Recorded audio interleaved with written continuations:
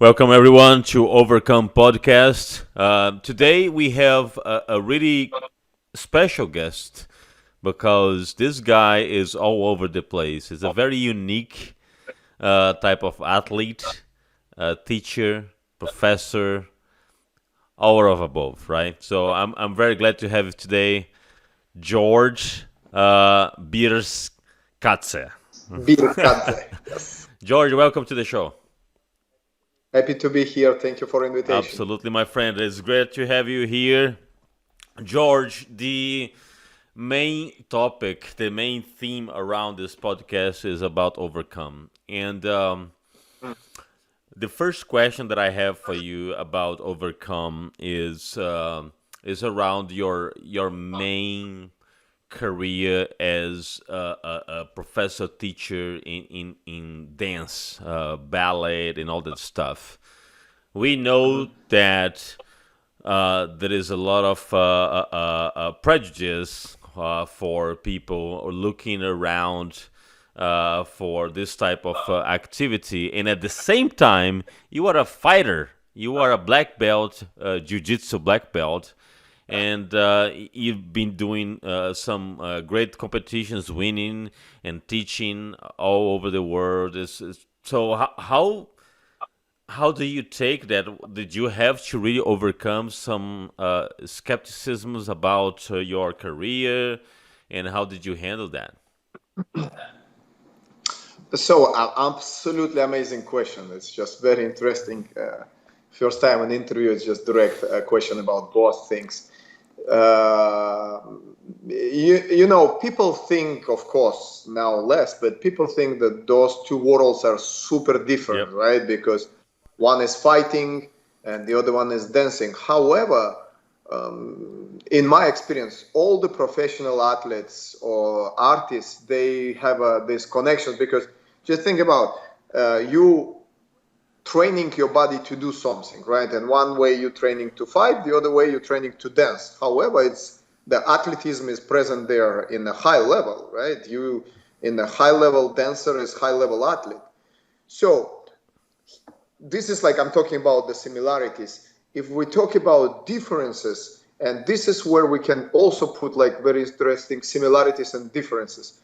Both worlds were kind of rejecting me, not rejecting me, they were doubting me. Mm. So the dance world was doubting me for reasons that I'm let's say I wasn't very suited for the as a best dancer or something like that, and plus when you're telling someone around that you also do martial arts very seriously, right? And it's not like I don't know, tai chi or like wushu, it's a hardcore martial Mm-hmm. arts, with judo, jiu-jitsu, sambo, I don't know what, wrestling. So it's a full contact connection, body to body sport.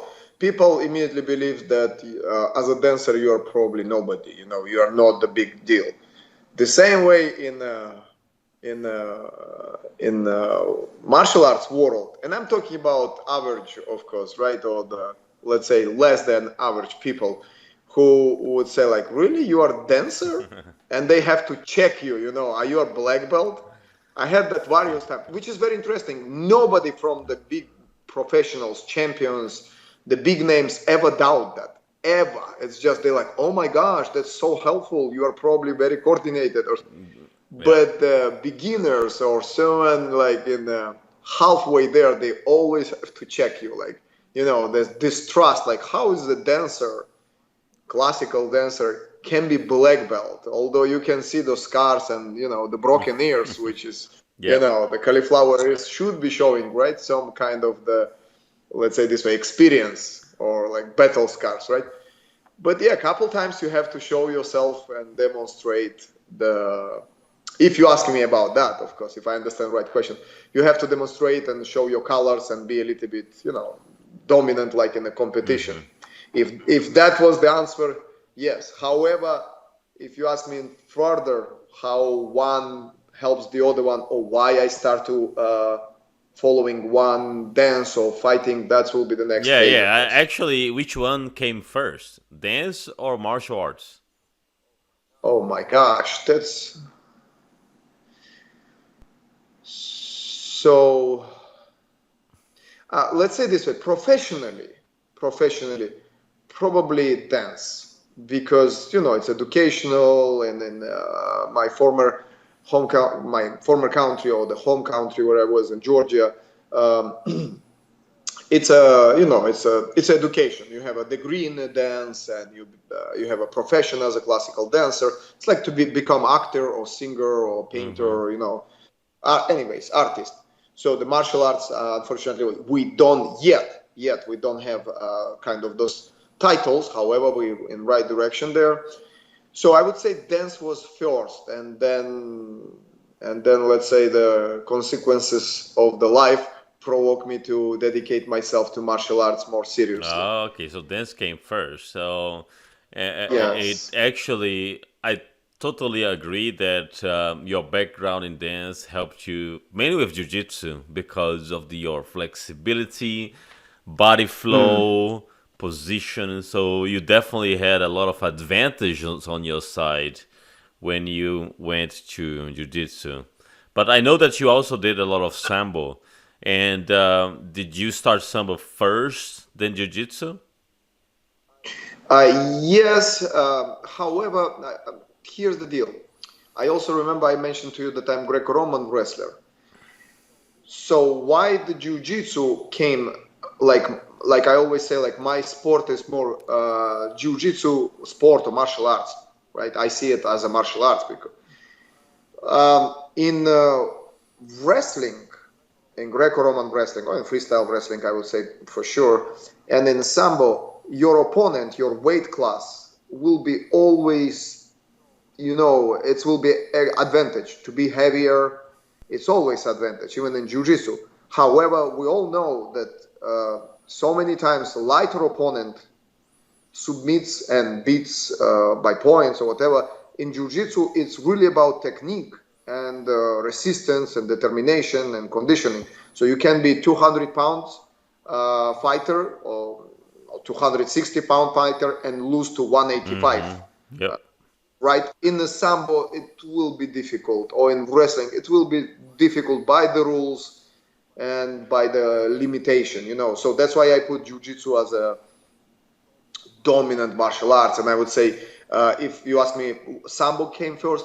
Yes, as a first touch with sambo and with wrestling, definitely it was first. However, I familiar, like I would say, I would alienate myself with jiu-jitsu and Greco-Roman wrestling more.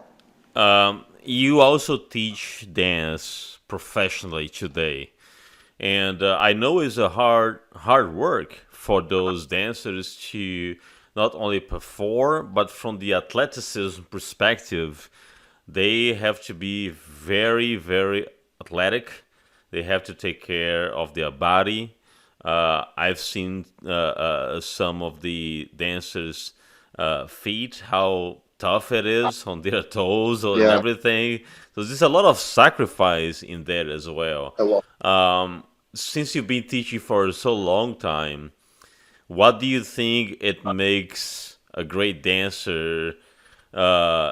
Is like natural gift, or more like a dedication to the art and the perseverance? Because some people are just gifted; they can just do it, right? With a little Yeah. explanation, they just do it, right? But sometimes the gift, they take things for granted, so they do not work as hard as the other one that have to really grind because they are not gifted, right? So, in your perspective, what really makes really a great dancer? Oh, but absolutely. I love your questions. And this is where I would put similarities, right, between martial arts and dance. If again, for me, it's the same world, but for some people, it may be not. So, to become great dancer, definitely gifted, of course, talent. Everybody, right, who has talent for some kind of talent has, let's say this way, extra start, right, head start than people who have to grind and who have to work. However, the dedication and the focus, in to overcome your problems, right? I think Renzo Gracie said that dedication overcomes talent. Mm-hmm. So the same thing in the dance. You may I would compare this to something like Hollywood movies, right? You may not be the best, actor, like the most handsome guy in the world, right? But you may become the most smartest guy or most exotic actor, or uh, like in my head comes like Morgan Freeman. We all know him like as a Morgan Freeman, the most amazing actor, Yep. right? But he's not Bruce Willis. He's not the protagonist. But we all know who is Morgan Freeman is, how smart. So the same, I think, in the dance, since it's art, uh, you can always, I don't want to say beat talent, but approach yourself and chase talent. Yep. Again, I was talking like if they have extra, like extra time to start, and because of the talent, they become like a little bit more flexible, more coordinated, and in a way when you're learning. However, the focus and the head, like my teacher was saying, like there is lots of good dancers, but if you are smart dancer, then you are the best dancer. Hmm. So, you know, that's why I say, like, I think in martial arts is the same. Someone is like big, very well, fit for the martial arts, but if he has no head or has no dedication, I think it's always will be the, let's say second place, not the Yeah. first place, right? So the same in dance. I think the smart people or people who dedicate and focus, determination is very important, I Yeah, think. you had probably a lot of students that you taught over the years. Have you seen a case where you were like, "Oh my goodness, this is such a gifted person, but he does not have the dedication. He doesn't put the work, but it's like if he just put the work, he will be the best." Have you seen scenarios like this? Absolutely. Absolutely. Yes, you see some most talented, kids, young dancers, but then because uh, let's say, because it's so easy for them to understand or physically overcome some, by coordination and by um, lines, and the body is, designed, we can say, right, for the dance. They often relax. They often drop that focus, which is very sad. And then they just become one of the more people, and one of the group, and the people who has, I think the famous people, or most successful people, is who have both, of course, and the head and the talent, right? The dedication and focus. And I will tell you this, like, more than half of the talented people just takes this as a granted, Yeah. like, I have easy life, so I have everything, I know how to do this, I don't need to push myself, I don't need to come home and think about something. Do you use similar approach in dance that is for martial arts? For example, in martial arts, when we want to be challenged, when we want to evolve, we usually randori or we roll with higher belts so that we get beat and that we learn and we stay humble, right? We always roll and we always do work with higher belts, to just suffer basically and to learn with it. Well, if you are in a dance class and you are the best one and there is no challenge, you're probably gonna have to drop your level, and you usually drop your level just to be on the level of everyone else, right? So, do you have like a special class just for like good people? Well, let's say this way, my program is for high level dancers, right? It's international group, and it's more and more now attracts attention to classical training program in Dallas, right? The point is here, it's, you can compare that uh, like with a runner or the long jumper, right? If you run, I don't know the timing, but let's say you run 100 meters in 9 seconds, Hmm. right? And everybody wants to approach that, but you're not going to run slower than 9 seconds, right? If that's your record, so you will try to beat yourself. So the same in the dance, even something works well, if you're a smart guy, you're trying to make it as harder possible, right? To overcome your record. Uh, And if let's say today we had the pas de deux class, right, and it's to bring ladies in, it's basically benching the ballerina up in very dangerous positions where she can, get injured, and that's the big challenge. For me it's kind of okay, but for them it's something new, and you see they trying and trying and trying and trying, and as soon as this comes like normal, and that is the part of the routine, I immediately give them something more difficult on. So it's like, you can make it more challengeable. It's like the same if we compare with the running. Let's say you are the fastest human being in the planet. What they do, you just put a jacket with the Right. weights. Let's see how you can do with extra 20 Hmm. pounds, right? The same So thing. you keep So challenged then. You always keep challenging. absolutely. Absolutely. To be honest, that's where we're talking about talent. If you're a smart guy, you will challenge yourself, or girl, you just challenging yourself. You just don't stop. I think that's for the athletes too. Let's say we're talking about black belts. Let's say if you're a black belt who beats everybody in your gym, but you will not stop training because of that, right? Because there is someone else who can do better. So you challenging yourself, like you do this way, or avoid some kind of submissions. Okay, let's beat today this way. So I think it's about personality, Hmm. definitely, how human being sees the how student or human being sees the what they're Yeah, doing. but I think the role of the teacher, of the coach, whatever you want to call, is very important, right? Because Absolutely, if absolutely. you, as a coach, you keep pushing and you keep mentoring these people to have this type of mindset of push themselves, just for self improvement perspective, is very important. If you are a coach that is just like, okay, do this and that's it, and you do not really push them, you're not gonna have the same result. No, I agree with you here. Yes, and talking about push, I agree with you. Push is good word because you're pushing in the right direction. Because you can push as much as you can, but if they're not sliding to to that direction, it doesn't matter how much you push, Yeah. right? But to point it right, to point it in the right direction, and to make it sometimes life harder, right? In right word of the in understanding of the right word, to make like life harder and during the educational process, right? Or opposite, sometimes tell them that they're doing well even though they're not progressing as much as you need, but give them this kind of stimul to tell them, guys, that was amazing, good job, keep continue.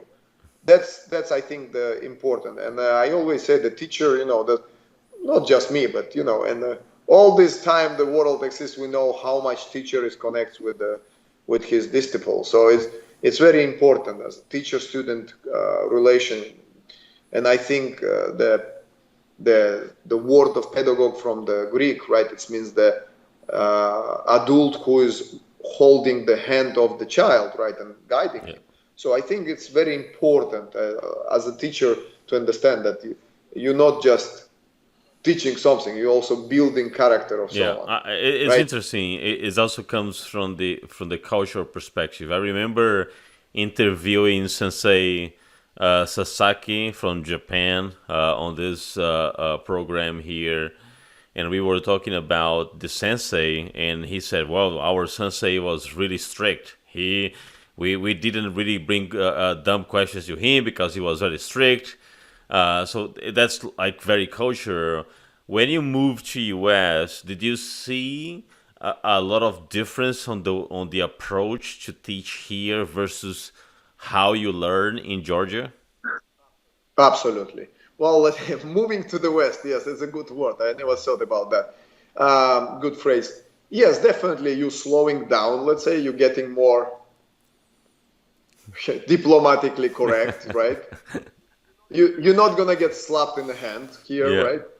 No, nobody gonna tell you that if you do that again, I'm not gonna talk with you, or like you look like I don't know, some insulting Yeah, words, yeah. right? Nobody gonna slap you with a jumping rope, right? So what you're saying is that in Georgia you did experience that. Yes, however, because the effort of the teacher to make you the best, you appreciate that.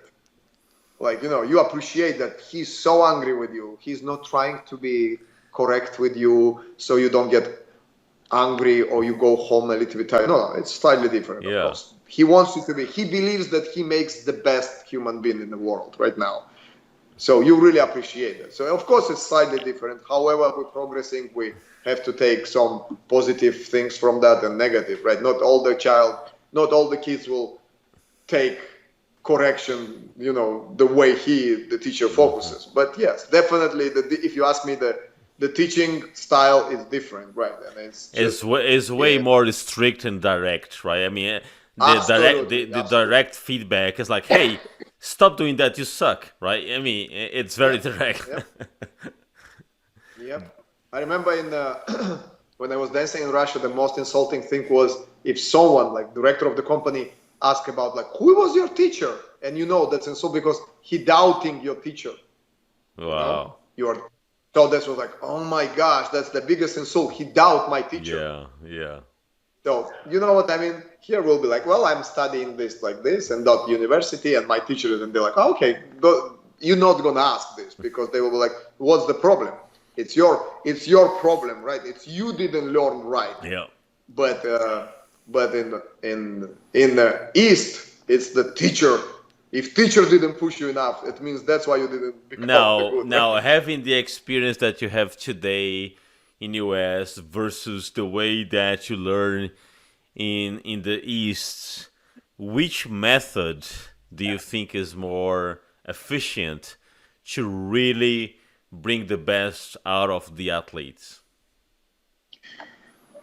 Well, to be honest, now it's so mixed. You cannot say that the which way is the best because United States, here everybody study, and as I said, they're taking positive information from the old schools or whatever they can pull. So I cannot say what is the best approach because let's say like injury recovery is better definitely in US, Mm, right?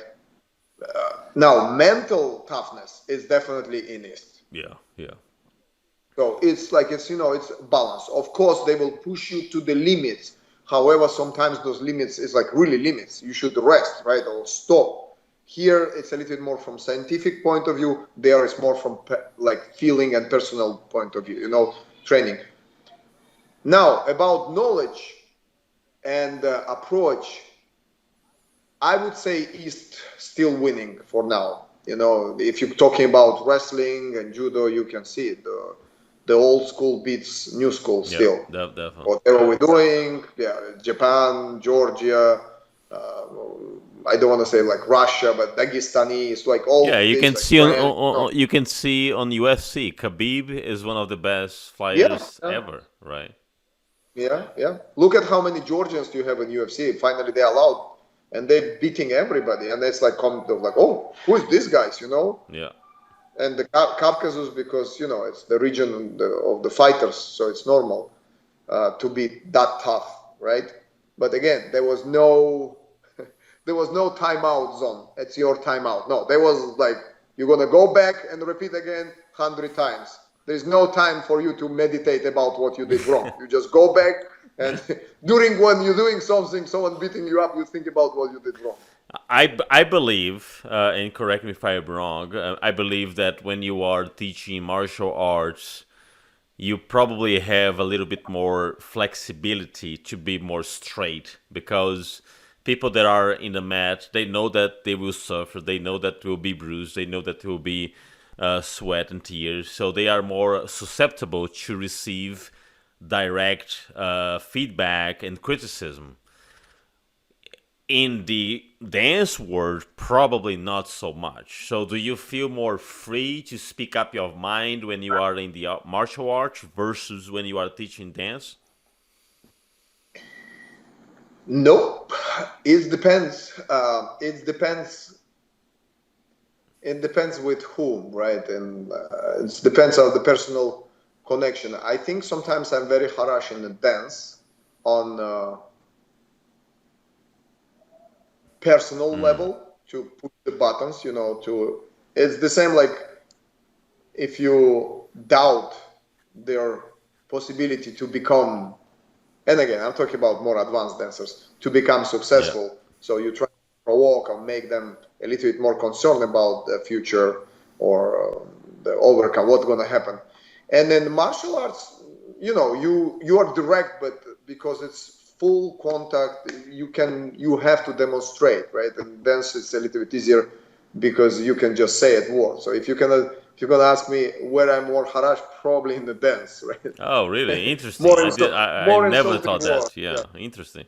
Well, let's say this way: you don't want to destroy morale of the warrior, right? Which is martial Yeah. artist, right? So you want him to believe that he's the, like that towering in his body, right? So you don't want to say like, you're gonna suck, right? You even if he sucks, you're trying to like, well, that's why I say like, repeat again, it's gonna work. Trust Yeah. me.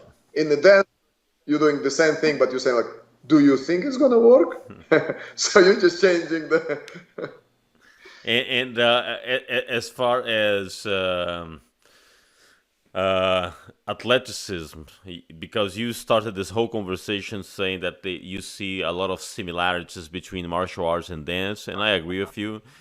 I personally do bodybuilding, and there is a lot, mainly on the posing perspective, there is a lot to do with dance. I remember Arnold Schwarzenegger, he did dance class in order to have Mhm. a better posing when he was competing. And so I admire and I appreciate that as well. Now, when you draw the words of the two athletes, do you see a lot of injuries in both sports, or dance is like a way more safer place, and athletes can be more concerned about the technique and not so much about injuries? So this is like two questions in one, right? If we're talking about, like you mentioned, Arnold Schwarzenegger, right?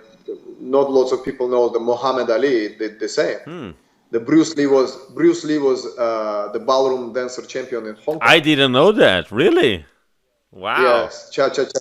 Yeah, you can now with Google, you can Google it and you can find. Yeah, Bruce Lee was the. There is videos, I think, him dancing.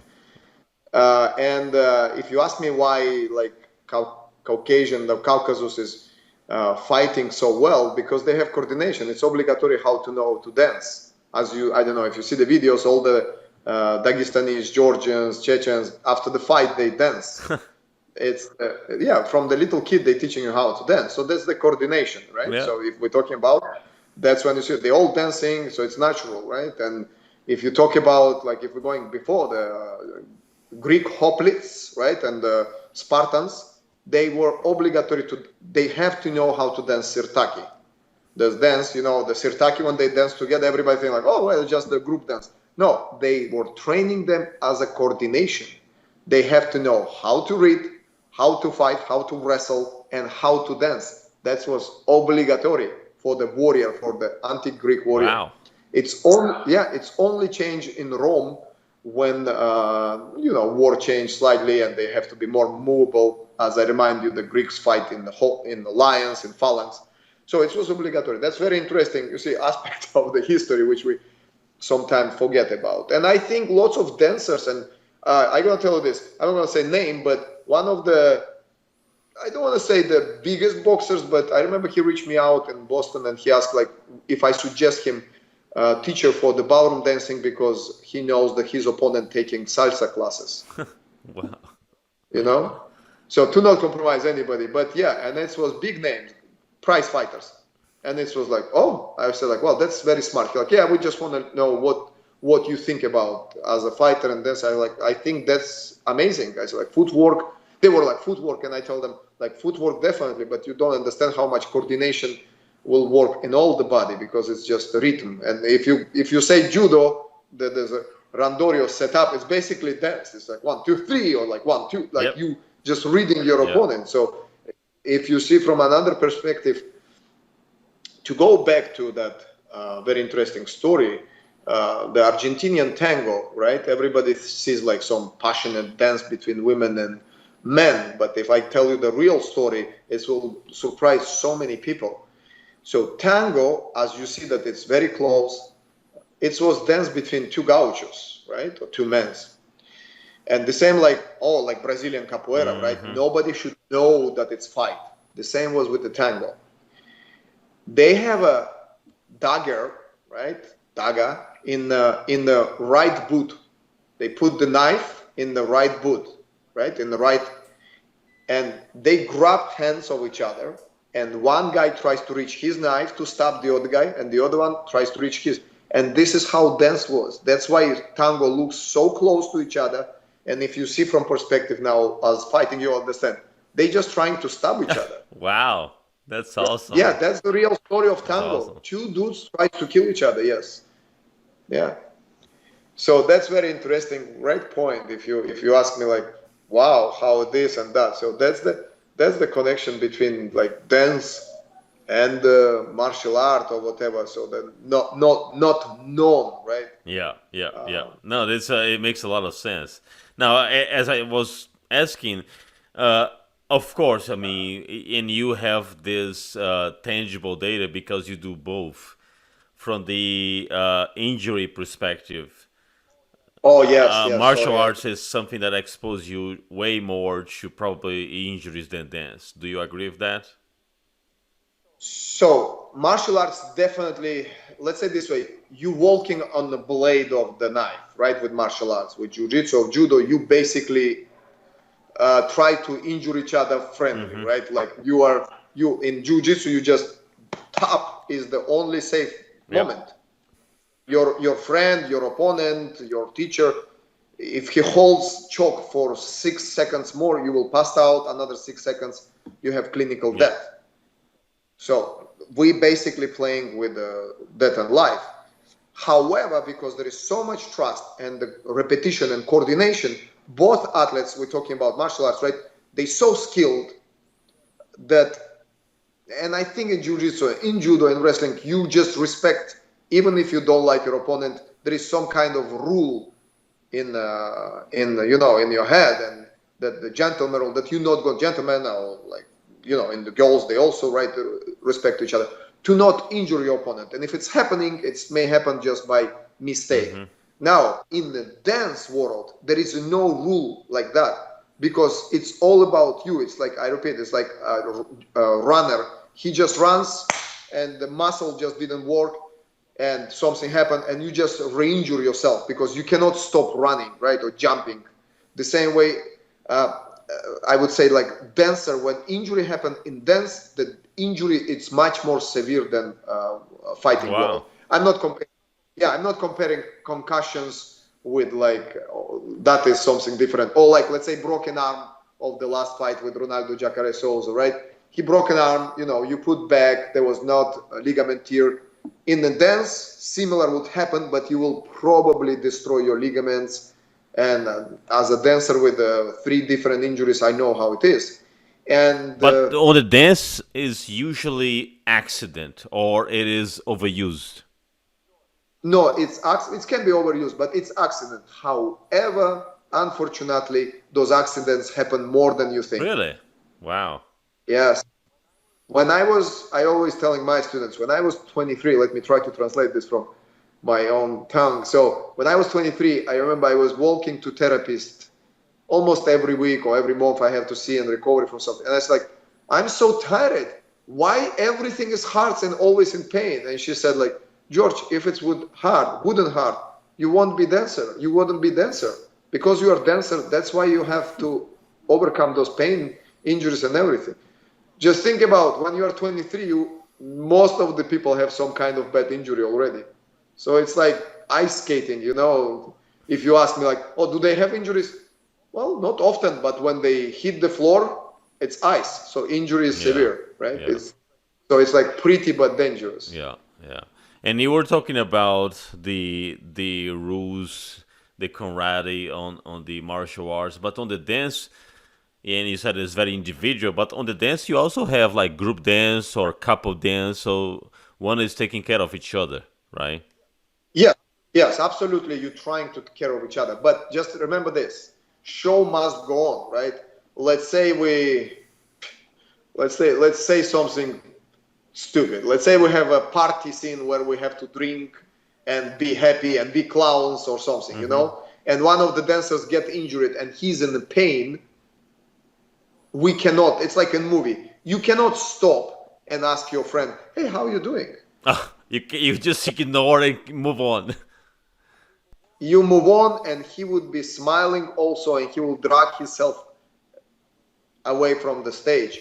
I remember in Spain dancing in Spain. That's happened. One of the girls, and it was something impressive. A group of the boys were waiting, and girl dancing with a partner.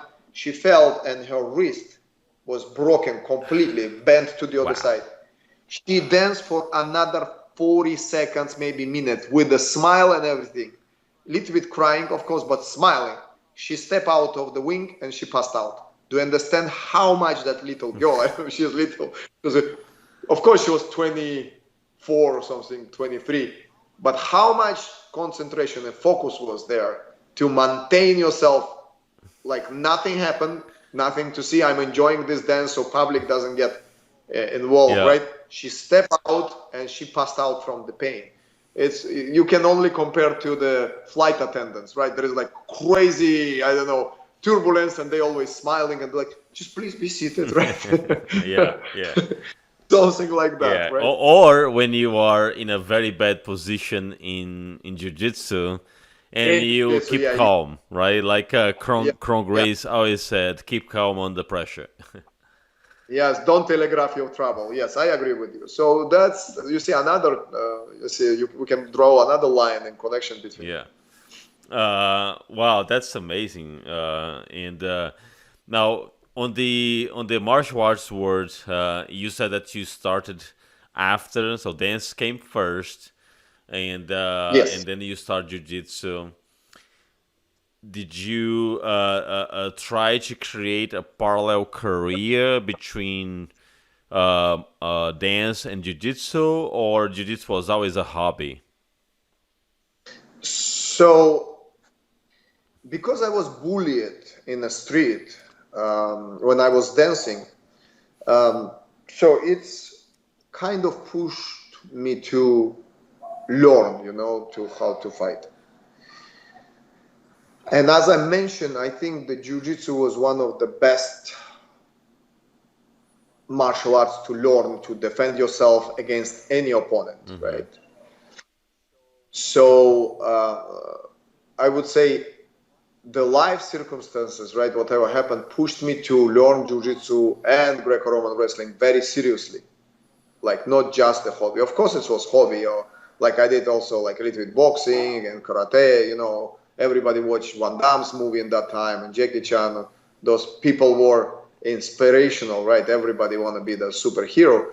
However, the dedication was different, right? You're coming, you're training a little bit, and then, life takes over.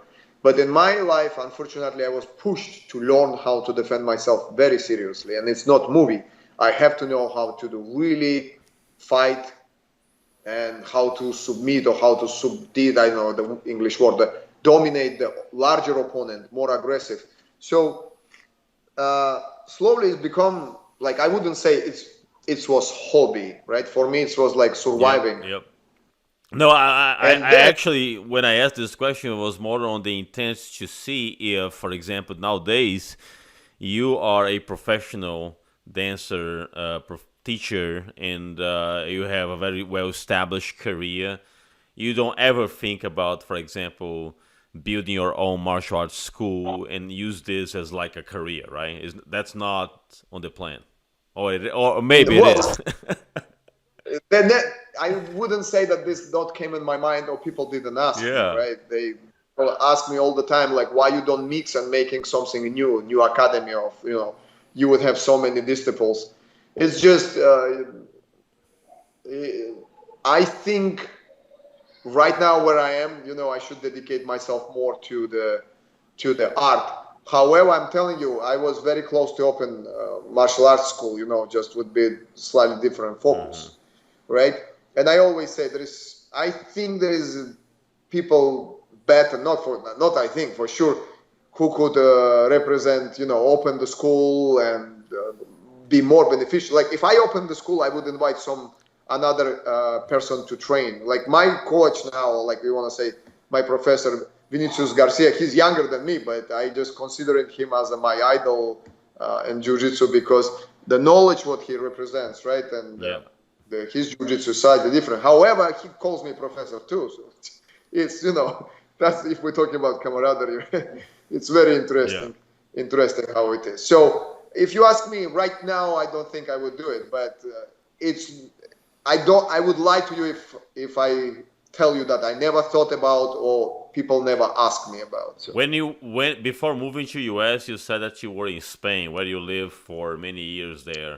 In When you were Barcelona. there, were you also only fully engaged on dance, or were you also engaged in martial arts?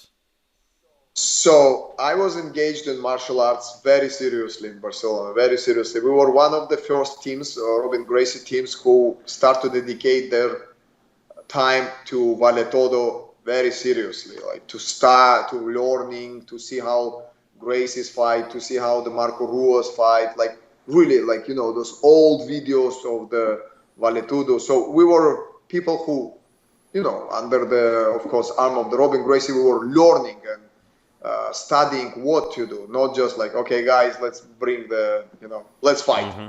So we were trying to develop. So I was very serious in that, very dedicated. Trust me, like I'm pretty sure my name still there, and of the couple of the people knows me. If you say in Barcelona, they're like, oh yeah, the two crazy Russians, we had two boys, right? Two guys at that time. So then Robin Gracie team, yeah, we were just developing that. It was very interesting for us.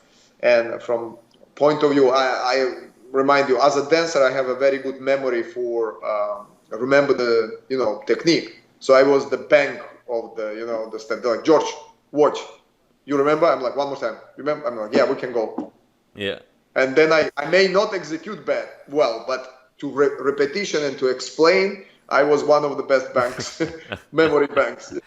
Well, that's So awesome. That's awesome. I mean, yeah, your background as a dancer teacher helps a lot for sure on that. And as you said, there is a lot of benefits on that.